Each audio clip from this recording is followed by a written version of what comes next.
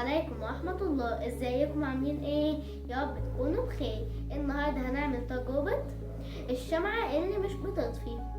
الحاجات اللي احنا هنستخدمها رز، شوية رز كده، والكوباية اللي هنعمل فيها التجربة اي حاجة، ومية وزيت وبدانات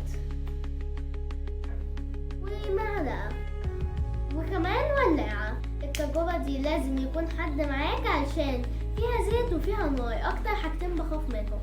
يلا نبدأ بقى، بسم الله. شوية رز متواضع،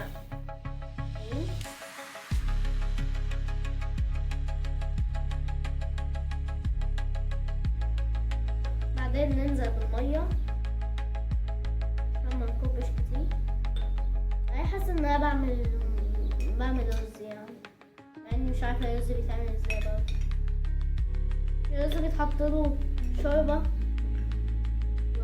ورز وزيت وبيتولع وشوية زيت لحد الآخر.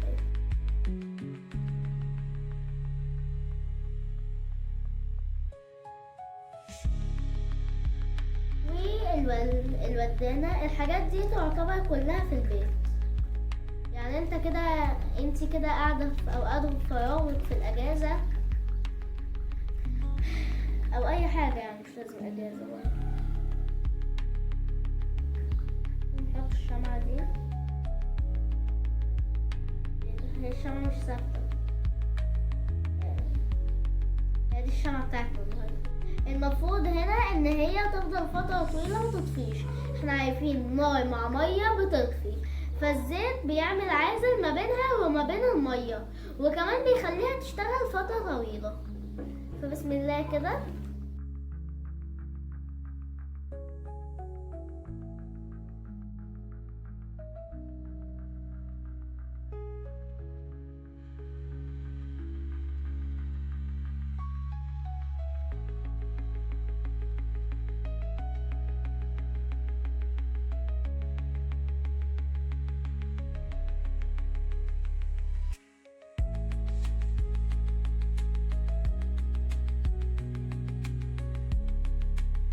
هنشوفها بقى هتفضل مولعة قد ايه. لو حطيته هنا قرنفل على الزيت هتكون شمعة عطرية.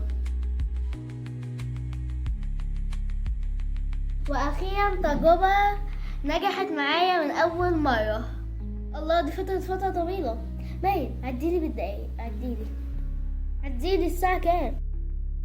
تعالوا بقى اقول لكم على التفسير بتاع الموضوع ده. الرز بيمتص اي حرارة زايدة، والمية بتقلل انتشار الحرارة حوالين الودانة. الزيت كأنه وقود للودانة، برغم من وجود المية فالنار هتفضل شغالة ما طالما الزيت موجود.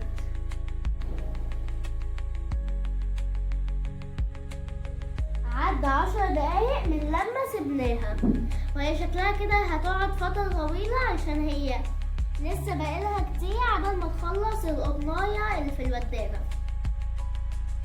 فايه، هي شكلها كده هتعوق الصراحة. انا عاوزة انه يقطع.